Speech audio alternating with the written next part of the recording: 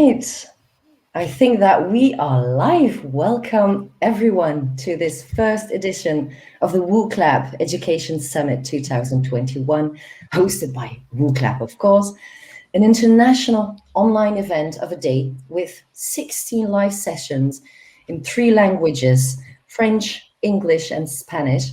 And this year, we've got more than 30 speakers and over 1,000 participants. And today, we're aiming to bring together teachers, EdTech innovators, and experts from all over the world to discuss current and future issues in education and, of course, to compare our points of view as well. So thank you all for being here today. My name is Annelies. I am Head of Expansion at Wooclap. And for those amongst our audience who don't know Wooclap just yet, here's some interesting information I'd love to share with you. Wooclap is an EdTech company that develops 2 tools. The first is Wooclap, an online platform which, thanks to its 15 different question types, allows teachers to interact and measure the comprehension rate of their students.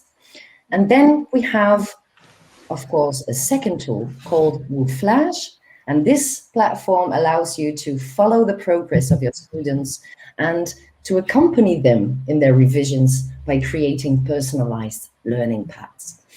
And as well, we integrate into different virtual learning environments, such as Moodle, Canvas, and others as well. And today, more than 500,000 teachers around the world use our platforms, whether be it in the classroom, remotely, or even asynchronously. And furthermore, I'd like to invite you to send all of your questions and reactions to this session in the chat. And if you'd like to share the event on social media, please feel free to do so with the use of the hashtag Wooclap Education Summit. All right, this session will last about 45 minutes, and I have the pleasure to introduce you to 3 amazing people. We have Peter Roberts, eLearning System Manager at Goldsmiths University of London. We have Timothy SKELTON, Lead Practitioner eLearning at New College Durham, and Esam BABOUKHAN, Learning Consultant at Microsoft and eLearning Manager at City of Westminster College. All right, hey, dear audience, before we're going to dive into our discussions and how to really to tackle the dispersion of tools, you can join us to answer this live poll. And I'm going to show you the QR code, so you can connect yourselves through scanning this QR code with your smartphones, or you can, of course, opt to click on the link in the chat, which will bring you to be connected to this Wooclap event. And my question to you, have you been using Wooclap this academic year? And we have 2 options in this poll. Yes, I've used it, and not yet, sadly, but don't worry, time will come to be able to use Wooclap at your institution as well. So very interesting to see. We see the results coming in. Still a bigger part that have used it, but we do see that we have about 32% that haven't been able to use Wooclap just yet. But thank you, dear audience, for sending in your answers. And let's start our session. These speakers, we're here today to gain insights on how to tackle the dispersion of EdTech tools. And of course, I have a question for you as well. How do you start with benchmarking those educational technology tools that you've probably selected with your teams or champions, for example? And Peter, may I start with you? What are your insights on this matter, please? Hello. It's interesting because I originally thought when you said dispersion, I was thinking in the sense of proliferation, because we seem to have an ever-growing range of tools in use. We have sort of tech-savvy staff who go out and like using new things, and they're forever using free tools, but we have GDPR concerns, we can't necessarily support them. And then at the other end of the scale, there are some staff who really don't enjoy using tech at all. And there are lots of staff who don't really know what we do have and that we support. So I guess that's what you mean by dispersion and dispersal in this context. So sort of driving a wide uptake and getting the most out of what you have. So I think you need two things to be really effective. The first is kind of clarity. Be really clear about what it is you're trying to do. So you need a clear business case for a tool. So what are your goals? What do you think it's going to offer? How will it help teaching? And how are you going to kind of measure if it's working? And again, what are the risks of not doing anything? So if you don't have the tool, are you going to be left behind? And secondly, I think it's really crucial to kind of engage with staff, stakeholders, early adopters, right from the start, even when you're sort of doing the business case stage. And particularly at Goldsmiths, we find the subject range is so wide. Whatever we provide has to be really flexible and work across different subjects. So it's quite challenging. And ideally, you know, we do focus groups, we get students in a room, we do UAT and so on. Well, obviously not the last year, but we need to make sure it's easy to use and feedback's good. So I think the key, as I said, work with staff early on, and it works really well if staff approach us with an idea. So funnily enough, in our case, we were actually looking at polling tools, and our computing department, we weren't aware of at the time, had tried out a free edition of Wooclap.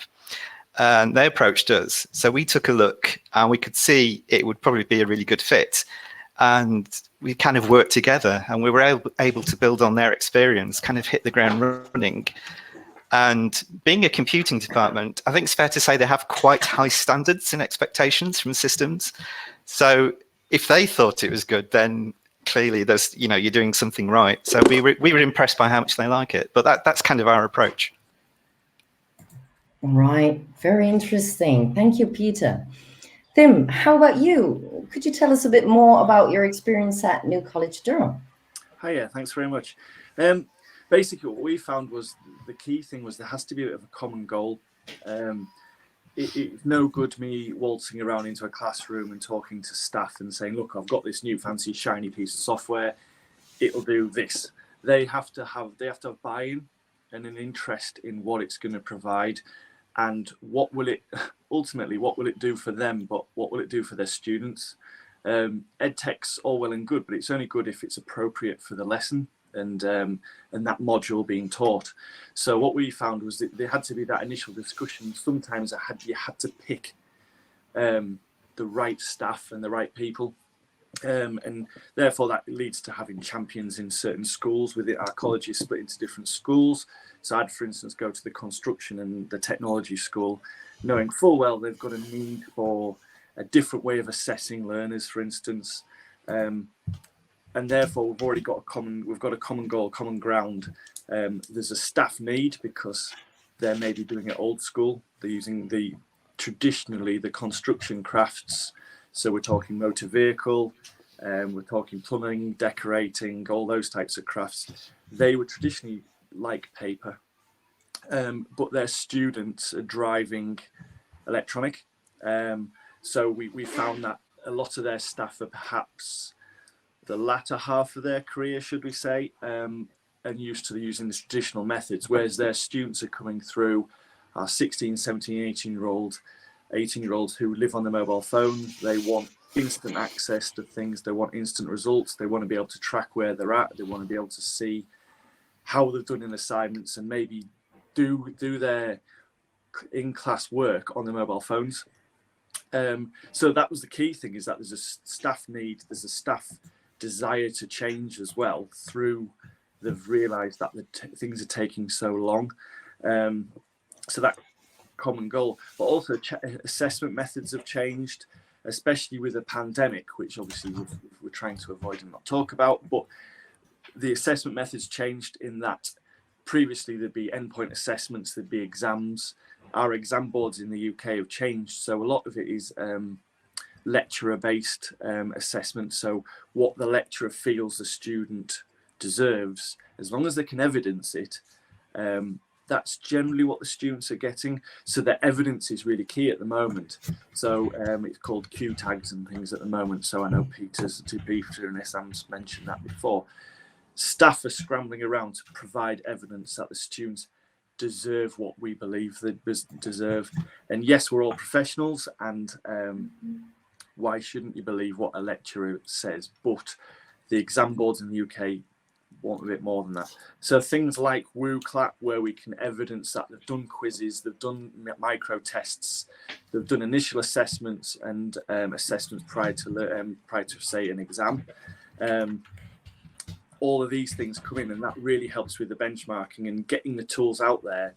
There has to be a desire from their part, because otherwise it's just, I'm just another computer type geek trying to get them to try something. And if they're quite keen and they can see and they've got that buy-in that it will make their lives easier, but also make the students' lives easier, then that's the hard work done. Got it. Thank you, Tim. Cheers. Esam, how about you? Can you fill us in on your experience and insights on the topic, please? Sure. So my guiding principle when it comes to technology is, what's the purpose? What's the point of it if it doesn't make our lives easier and better? Really, what's the point of it? So with any EdTech tool, I'll always ask myself, will it augment learning? Will it improve the learning experience and outcomes? Will it engage our learners? Is it an easy tool to adopt and require minimal training?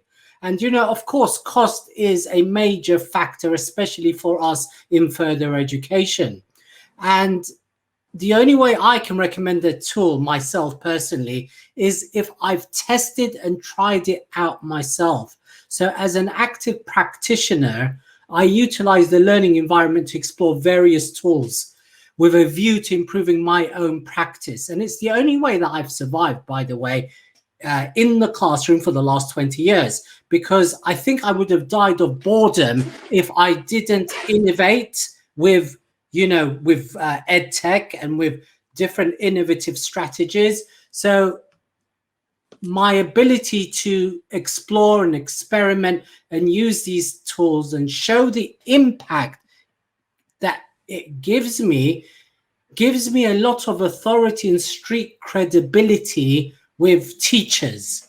So when they see how it's made my life easier and better and improved engagement, then it's much easier for other teachers to adopt, I think. Definitely. Peter, Tim, would you like to react on that?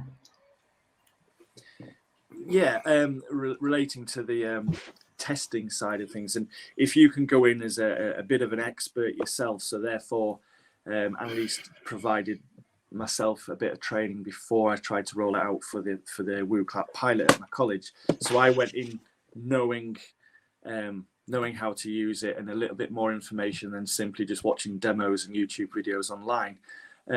But it works for staff as well. They have to be given the time. We found that earlier on in the pandemic, staff had the time to test these things because they had to get on board and had to get used to remote learning and remote teaching.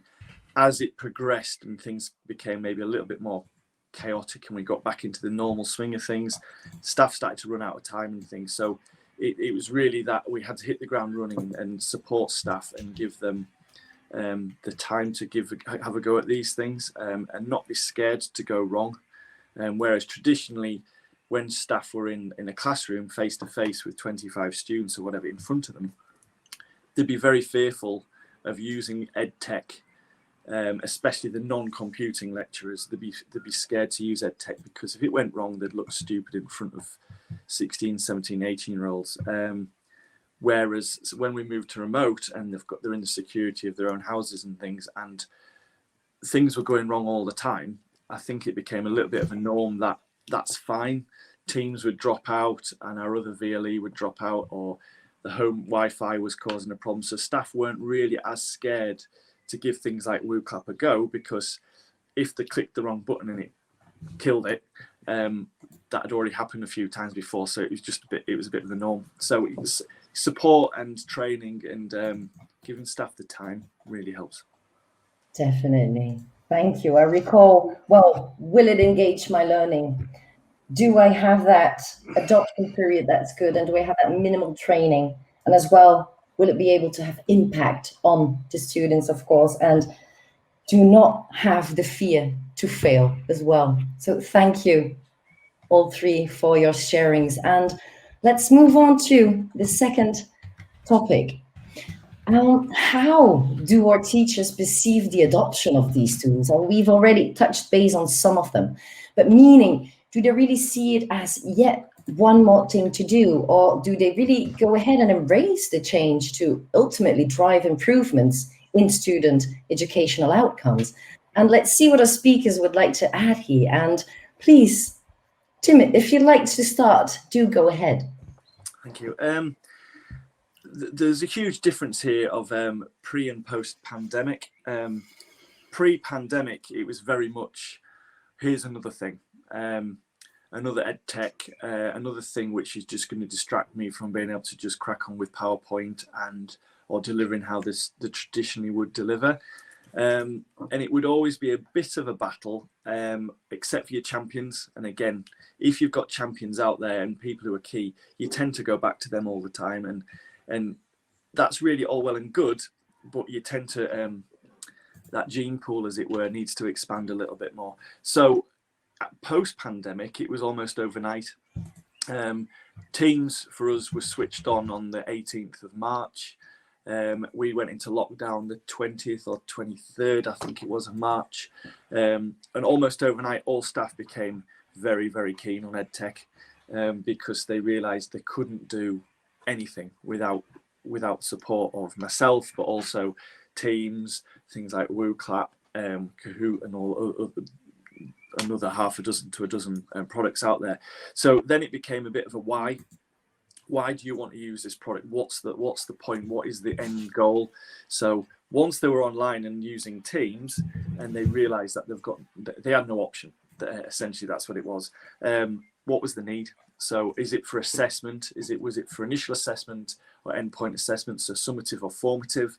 Then it was how can we assess? What methods are there out there? Because traditionally there'd be report writing, there'd be presentations, or there'd be exams.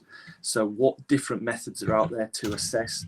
And what we found was bite-sized snippets using products like Wooclap, where we can do lots of little small assessments, micro assessments every lesson, built up a better picture rather than delivering for, say, 3-4 weeks and then doing a piece of coursework or a test, because the risk there was we didn't know who was going to get ill, we didn't know who was going to be off week to week, who was going to have connectivity problems. So the staff really got on board, and it suddenly became a lot easier. In fact, it went the other way. There wasn't enough of me to go around. So therefore, a lot of my work was actually trying to create guides, bringing externals, using YouTube videos, and trying to supply support to staff from myself, but also from other places and things like that. Another big issue we found was the skills gap across the college amongst staff was huge. We all, as educators, talk about the skills gap and the differentiation within classrooms between students, and how we have to differentiate our own lessons. But as head of eLearning, I found that the staff were just as diverse, and some staff using an email was their limit, and other staff were really pushing the boundaries. They were coming to us, a bit like Peter mentioned earlier. His computing department went to him and said, we want to try this, we want to give this a go. I found very much the same. There were some areas where they were just cracking on, doing what they wanted to do, and they were bringing it up. They've tried this, they've tried that. Other areas really needed their hand holding and taking through this. So they were keen, but the levels of support and the way they could do it was much different. Some people use Wooclap and simply just had a voting system like that, whereas us were flying ahead, having the word clouds, and the image where you can select an image and select locations and stuff on an image for health sciences and things like that. So in terms of the staff perception, it really improved and got easier from the date of the pandemic lockdown. Unfortunately, it was one of the positive spin-offs in that sense. Yeah, thank you, Tim. Peter, how about you? Can you tell us a little bit more on the topic regarding your experience at Goldsmiths, please? Peter, are you on mute? I sat on the switch, sorry. No worries. Can you hear me? Go ahead. Can you hear me now? I don't know, amateur. As I was saying, which you couldn't hear, there has to be a good reason for staff to want to adopt something new, particularly last year, because ours were already really overloaded with trying to adapt their normal face-to-face teaching to something they could do more blended, more asynchronously with shorter live sessions. That was the kind of the way we went. So they were learning how to pre-record lectures, how to create short videos, getting their head around more about the VLE, which sometimes, they didn't need to be quite as involved in the tech. Plus, they were trying to get their heads around Zoom or Teams. And then we said, hey, we've got Wooclap as well. Funnily enough, I've worked at a number of universities, and I've found in the past that polling tools, like something like Wooclap, they're a really easy sell with staff because they're easy to use. They're really useful, and students love to use them. And of course, with Wooclap, with the QR code and everything, it looks really cool. So that's usually, it used to be my way in to people, that show them that first, and then they go, oh, this is great. And then you cover the more boring bits like the VLE maybe.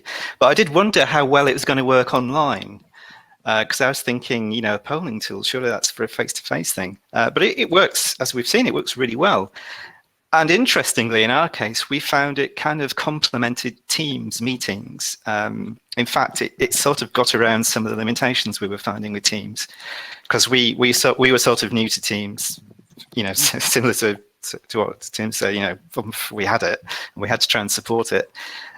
So for example, like you're doing now, we find it's easier to upload a PowerPoint slide into Wooclap and then share that. And then you get that nice transition from a slide to, say, a poll and thing. And we do daily drop-ins for staff. We do them online in Teams meetings now, and we switch from doing PowerPoints to doing this kind of thing. So we could start the drop-ins with a kind of interactive question, and people would be going, how did you do that? And, so by using the tool ourselves on a day-to-day basis, it sort of spreads the word. The other thing we found interesting, computing in particular, they found when they tried to use the Teams chat for students to ask questions, it was too much. Whereas if they use Wooclap, it's much easier to actually see the questions coming in. And also, if you use breakout rooms in Teams, it's quite tricky when you bring the students back for the kind of plenary at the end for them to share what they've been doing. So you can use Wooclap for that. So give them something to do, send them off to the breakout rooms, and when you come back, you can look at what they've put. So that's kind of we found staff who found it useful have been using it, and they've been sort of sharing their experiences. So it's worked quite well. Perfect. Thank you, Peter. Please, Esam, feel free to share your thoughts as well. Thank you. So in response to your particular question is how do our teachers perceive the adoption of these tools? I think it varies, of course, just like anything in life. And it depends on a number of factors, and that's the teacher's digital skills, their confidence. But I think one of the most important factors, in my opinion, of course, is passion, right? You just, it really is passion. And with regards to the laggards, some call them dinosaurs, whatever you want to call them, I think, the pandemic has forced them to come on board this EdTech train. They've got no choice. So, and they've come to the realization that EdTech is here to enhance learning and facilitate learning. And I want to share a quote, and I'm sure a few of you probably have heard of this quote. It's often used, and it says, and the question it poses is, will technology replace teachers? And the answer is no. Technology will not replace teachers, but teachers that use technology will replace teachers that don't. So, and I think, teachers are beginning to realize, the significance of this. And teachers that are passionate and approach things with excitement see the potential of technology, and they're willing to experiment. And, I think it's important that we instill a growth mindset in our organizations. We expect a growth mindset with our learners, but we need to have this growth mindset ourselves. So I think that when teachers see the real impact of these tools, they're more willing to adopt them. And I'll give you a case in point here. And this just happened to me last week. Timothy talked about Q tags. I'm a practitioner. We had to go through that process ourselves. So last week, what I did is I created a spreadsheet and used some very basic functionality like freeze panes, filters, and a what if statement, and used the dictate to put the comments in the Excel sort of comment areas using the Windows dictate functionality. Then sent that to mail merge in Word, and then extracted all of those PDFs using Adobe Acrobat. And I was done with this massive administrative tasks in a number of hours. This would have taken me days if I wasn't able to use all of these, different tools to make my life more easier and better. And it comes back to the point that was mentioned in the description, Annalise, which is that, about this inseparable thread woven throughout the process. And if I couldn't use Excel and Word and Adobe Acrobat, it's this thread that's woven through all of these apps that made my life, more productive and more efficient. So I could not have managed completing these tasks without using all these different tools. And I think when teachers see the power of this, I think, I think they're sold. If it's going to make their lives, I keep going back to this, and I'm so sorry. If it's not going, it's if they realize that this tool is going to make their lives easier and better, then there's not much for us to sell. They've, it'll be adopted very easily by them. Got it.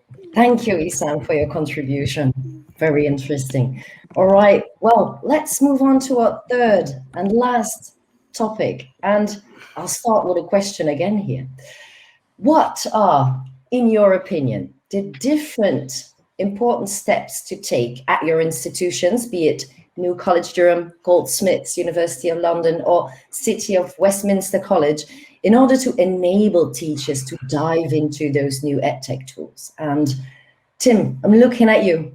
Feel free to share your thoughts. Hiya, thank you. I've written a few little notes on this one because there's so many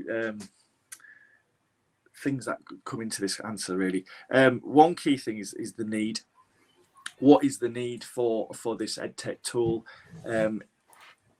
That's generally how you get staff on board. They've got a need for other students. They've got a need. Students have pointed out that there's a weakness in the curriculum and they want something, the whole fixing, fill-in type thing. Time. Staff need time. Initially, obviously, at the beginning of lockdown, there was no time. It was literally like they had a weekend. But what we tended to do, we went off timetable. So lessons were generally cancelled for a week. The resources were put up on our virtual learning environment, the VLE, generally on PDF format, and students were told to just crack on with that. You've got a week working from home with everyone's on email, but staff had need to get their head around this. So staff were then given time to learn how to install Teams and how to get the cameras set up and things like that. And then after that, with the other products and the plugins, they have to have the time to give it a go, practice maybe with myself or in a smaller group. So I set up a few support groups, quite often curriculum based. So for instance, my podiatry staff all work together really well. and then my plumbing staff would work very well. Quite often when I tried, I think in the chat I've got Gemma, she's talking about having this, where we had, you'd pair up maybe. That worked well sometimes, but because of timetabling and the totally different ways staff work, yes, they'd learn from each other, but sometimes it would also cause complications. So I tended to work by curriculum or one-to-one, and one-to-one really did work well, especially for the students who are, sorry, the staff who struggled a little bit more. So yeah, we within the curriculum they worked, and we supported them within that as well. A shared desire and goal. What is the whole purpose of that? We all wanted to try and get the students to end up achieving at the end of this. We knew it was going to be a struggle. We knew exam boards were going to start asking for data and evidence. So therefore, that we wanted to do it the best, so the students essentially can go to university. That's the majority, 75% of our students are pre-university.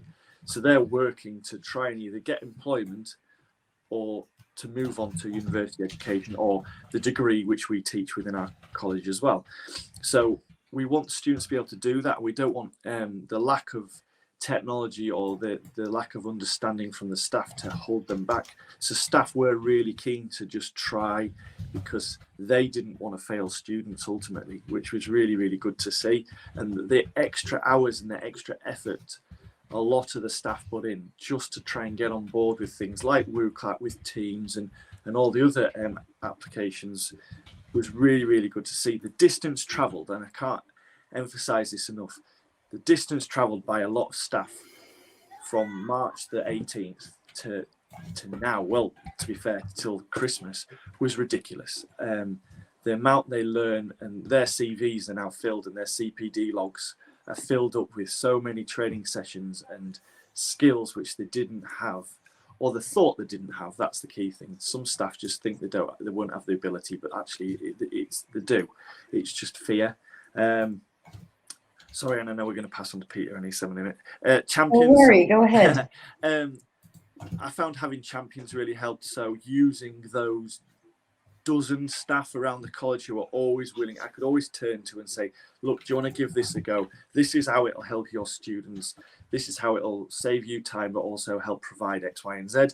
Those champions were always keen, and they would pass on the information to the staff within their curriculum areas. And then when I was presenting him things, I could always point out and say, here's Peter, he's used Wooclap, for instance, listen to him.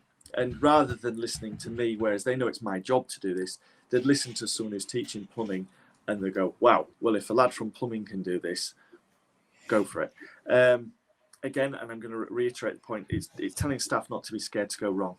Yes. They're used to, certainly within the UK, being a little bit scared of going wrong because someone might pass on down the line, or their lesson was rubbish. They're not a very good lecturer because they couldn't do X, Y, and Z. The pressure was off a little bit because of this. So it was getting staff, just give it a go. If it goes wrong, doesn't matter. We'll just adapt it. You can come back to me. We'll try something else again later. And also my final point is technology enhanced learning. It has to aid, not hinder. So it has to aid the learning and the teaching for staff and students. It shouldn't hold anyone back. So the first lesson it might, but beyond that, it really should help. And if it doesn't after a few lessons, scrap it, try something else, come back to me. So that's generally how we worked within your college, Durham. Got it. Big up for the teachers. Yes, Peter, exactly. how about you? How about you? Tell us a little bit more about the steps that you've been able to take at Goldsmiths, please. No, I'd just second that. The staff are amazing, aren't they? The amount of stuff they've had to pick up. We find actually, we tend not to talk about tools first. We find sometimes it helps to sort of spin things around and start with looking at the pedagogy. So look at the different approaches, or maybe get some example scenarios. So what would you do face to face? What kind of maybe assessment artifacts would you create normally? And then look at how to adapt that for online. And then kind of talk about the tools last, but try and give compelling and authentic examples of how you could do something, even if it's just as simple as delivering some sort of lecture. And if you can give an example of something that someone's done in Goldsmiths that's gone well, even better. We do offer as much help as we can. As I said, we offer daily drop-ins. They're online via Teams twice a day. So staff can just come in and we'll demo things live. And we also have things like videos and little self-paced courses now via Leave, so staff can sort of work through a step-by-step guide and see examples and mini case studies and things. And we also find it's useful to kind of offer to prototype things with staff and get them up and running. This works well on a one-to-one basis. So if they've got an idea, if they tell us, we'll kind of mock it up and they can try it out. And then if they like it, we can show them how we did it and how to tweak it, that kind of thing. And yeah, one-to-ones work really well. And I find rather than sharing my screen, show them what I'm doing, I'll get them to share their screen and talk them through the process. And then they're actually doing it. And it's better than them doing it than watching, is it? So there are things you can do online, which I must admit weren't obvious when we started out. And sharing ideas and what works is great. And as Tim alluded to, if academics are much more likely to listen to a fellow teacher rather than someone like us, you know, these learning technology evangelists here. And if some things work well, get it out there as much as you can. So it could be a mini case study or even a quote from an academic saying, I did this, this, and this, and it was great. That's kind of what's working for us anyway. That's really insightful to hear. Thank you, Peter. And please, Esam, feel free to advise us on the steps that you see fit. Yeah, I just want to reiterate something that Peter mentioned. It's always pedagogy before technology. All right, just something to put out there. So I think, you know, it's important not to overwhelm teachers with too many tools. I think that's a bit obvious. The EdTech sort of sphere is vast, and we need to be very selective in the tools that we do adopt. We need to resist this temptation to use the latest shiny tool. And I think, in my opinion, of course, we need to get the basics right before we adopt additional tools in our toolkit. Additionally, I think it's also important to create an environment where teachers can explore and experiment, something that Timothy, you know, articulated really well, where, you know, they can fail. Do you know? And, you know, I've gone to a few of these big tech companies, and the philosophy that they have is that failure is a part of innovation, and they encourage failure. And some of their best products that, you know, these big tech companies have ever produced is actually from projects that they give their staff 20% of. And basically what I'm trying to say is, I think we need this growth mindset in our organizations and encourage our teachers to experiment and explore. So with regards to change, I think if it's substantial change, like what we did about 1.5 years ago, we made the full transition from our virtual learning environment to Microsoft Teams. And that was, you know, a big change. That really was. So with regards to big changes in an organization, I think we need to look carefully at change management strategies like ADKAR and the like, which is a well-known change management strategy. Also, the use of digital champions. We call them digital leaders at City of Westminster College. And what I would do with these digital leaders is I would meet them once a week, upskill them, and their job and their role was to disseminate these skills within their own schools. And that worked really well. It really did. Then we had another scheme called Digital Ambassadors. So it was exactly the same scheme, but for students. So I would meet these students, I would upskill them, and their job was to go and support fellow learners. But what transpired was that there was a lot of demand from teachers from these digital ambassadors. So basically that I thought worked really well.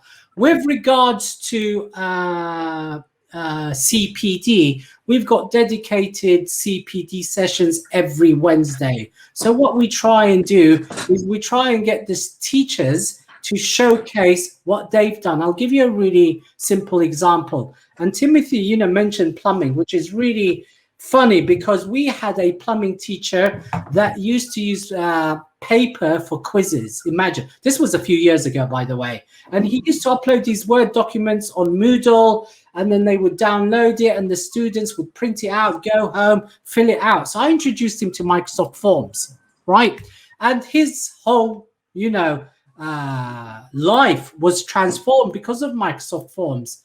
And now he is our Forms champion. So every time we have training sessions with regards to Microsoft Forms, we get him to deliver the training because he can story tell. He can say, this is what I used to do. And since I started adopting Microsoft Forms, this is what I do. So we try and get the teachers really to showcase their adoption of their tools, because I think storytelling is very, very important, and they are best suited to go and do this storytelling. Definitely. Thank you, Esam. Thank you, Tim and Peter. Now, I think it's really time to move on to our last section of this session, the questions and answers, of course. And we still have some time left. We might just be able to take up one or two questions. I noticed that, Tim, you already took the liberty to respond in the chat, but please, Esam, Pete, here's a question for you. As techie people, how do you put yourselves into the shoes of a less confident tech user, and do you change your approach when training such users? That's a really good question. Yeah, that's an excellent question, actually. Do you mind if I be rude and go first, please? Yeah, and I'll tell you why. Because in my other role, I've actually delivered to thousands of teachers in the last year to different organizations. And what I've learned is that we should not take things for granted. We really shouldn't. And what I've learned in my delivery of these training sessions is that we should not take things for granted. And the simple things like, to copy this is Control-C, Control-V. So while I deliver my sessions, I'll mention, okay, so I'm going to highlight this text and I'm going to copy it. I'm going to do a Control-C, because there's going to be folks in the audience that actually don't know these simple shortcuts. Or, this is how I'm going to snap this window. This is what you can do to snap the window. We do the Windows button. Oh, what's the Windows button? And I'll go and show the keyboard, virtually on the screen and say, this is the Windows button. And so what I'm trying to say here is that from my experience, I'll cover the basics while I go through some of the more advanced things, so I can meet all the needs in the audience. So that's something that I've learned, in the last year, not to take things for granted. And there are lots of teachers that, aren't digitally savvy or confident, and we really need to build up sort of their confidence. And but it's, what I can say about this is that it's taken a pandemic to digitally transform our organizations. But that's, that's the reality, Thank you, Esam. Pete, would you like to react on that? Yeah, it sounds like I should come to one of your training courses, actually. I can't work Windows at all. Thank you. So I'm sorry, Mac user. It's interesting, actually. I find, I think someone mentioned this earlier, that people's skill levels are sometimes a bit higher than they think they are. And something like Wooclap, it's quite nice because it's all web-based. So it's quite a nice, easy to use interface. So it's one of the things I mentioned earlier at previous places. It was a good way in with people, particularly people who maybe were a bit distrusting of technology, because something that's easy to use, that has a quick win, that it'll build their confidence and they're more likely to come back. We tend to judge how well we're doing here if the same person comes back with questions. If we never hear from them again, either it's all going swimmingly or they've given up. But yeah, I'm not sure that I do. I must admit I hadn't thought about this, but I think once you've done it for a while, if you don't make any assumptions about what they know, and you're just patient and Well, Tim, let's otherwise go back to you if you'd like to add something. As Pete, maybe he just flew away, but he might join us in a few seconds. But if you'd like to add something as well, do feel free. I mean, what I said was, in terms of the techie people, they're the easy ones, but sometimes they were more demanding. So they were more specific about what they wanted from the training session, and they'd come along and they'd ask, say, in 3 or 4 days' time, can you deliver a session on this problem? How can you solve it? And you'd have to go away and you'd have to do the research and you'd have to look into it and come back with specifics to answer that. The staff with lower ability skills with computing, they're actually easy in that sense, because you'd break it down and I'd maybe have half a dozen sessions with that user, 1-to-1 or 1-to-2, and they were actually easier in the sense because it was quite pleasant to just work through it at a slower pace, make it more bite-sized. So I did a lot of user guides and how-to guides. I called them tell me about. So they were tell me about guides, and they ranged from the very, very basics about how to create a team or how to add students to a team, right through to more advanced stuff about how to use specific apps such as Microsoft Whiteboard, and things like that. So I differentiate my guides. All of my guides, as I said within the answer within the chat, were based loosely on the IKEA guides. So they're very much image and 2 or 3 words, if that. I prefer to do a step-by-step guide of just an image and an arrow, screenshot images and then tart them up, make them look a bit prettier. But essentially, there were PDF guides like that. Here's Peter again. And that really helped staff. So I had a OneDrive folder which I shared on, called Tell Me About Guides, and staff could then dip into that. I did some video guides. I found they weren't really watched as much, and they were a lot more of a faff than actually than they're worth. So staff preferred to actually have a PDF guide or a little one-to-one with myself, go away, give it a go, come back. But also, with having taught, I was a computing lecturer for 12 years before I got into this role. I was trained in how to differentiate and how to teach students with a massive different. So essentially, the staff just became students, which is simple. So and that was quite good fun. Plus, I already had relationships with a lot of the staff, so it was quite often over a coffee or a coffee over Teams. And I'm not sure about yourselves, but obviously, if we're all of a sudden we went home, we stopped being in an office, we stopped seeing our work colleagues. So just arranging a coffee in our own living rooms, chatting via video, sometimes is quite pleasant. And I've built up working relationships with staff who I wouldn't ordinarily have seen ever, because they were stuck away in their little offices at the other side of our site. So I've built those relationships, and now it's a lot easier to get in touch with people because, well, I know them.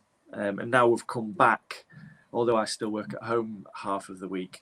When I do go in, I know where they are. It's made life a lot easier, I must admit. Definitely. Although harder at the same time. Welcome back, Pete. Would you like to add a little something to the last of your discourse? I can't remember where I was up to. You were really on the edge of speaking. Well, we can go ahead with everything that we're doing right now, but of course, do we keep that practical insight, and do we keep that practical way of approaching the teachers? Yeah. Are we still talking? Sorry, which question is this? Don't worry about that. It's really the question within the chat. So if we go ahead as techie people, how do we put ourselves into the shoes of a less confident user? Yeah, no, I think echoing what's just been said, actually, if you make the user feel comfortable, because frankly, I'm a little bit skeptical about technology. I really struggle with some things myself. I'm not a huge fan of Teams, I'm afraid. There, I've said it. But I can see it's really useful for some things. It's great for collaborative work with students and things. But I can see why staff struggle, because the interface is forever changing, apparently. So just by identifying with them and saying, well, I have the same sorts of issues as you. Sometimes I can't work out where the button is, and just be friendly and try and understand what it is they're having problems with, and they come back. I think if you just appear human, maybe if you sit on the mute button accidentally, that kind of thing, it endears you to them. Thank you, Peter. Thank you again to our speakers for this very insightful and timely discussion. I do recall, do not take things for granted. Time and adoption as well, and having that growth mindset and leaving the room to test, fail, and iterate. All right. So to our audience, thank you as well for joining us. And if you haven't already signed up for the other sessions, make sure to check them out on our website. And there are still some seats left. And the next session is in a different room. So please click on the link you received by email, and we'll see you there to listen to a very, very interesting talk titled Creating Interactive Courses with Wooclap, with 3 amazing speakers, my dearest colleagues, Marianne Dennison, Key Account Manager at Wooclap, Jonathan Alzetta, CTO and co-founder of Wooclap, and Kieran Farrell, Customer Success Manager at Wooclap. Thank you all again, dear speakers, for your participation, and thank you, dear audience. We're looking forward to see you in the other sessions. Thank you. Thank you very much. Thank you. Thank you. Cheers, guys.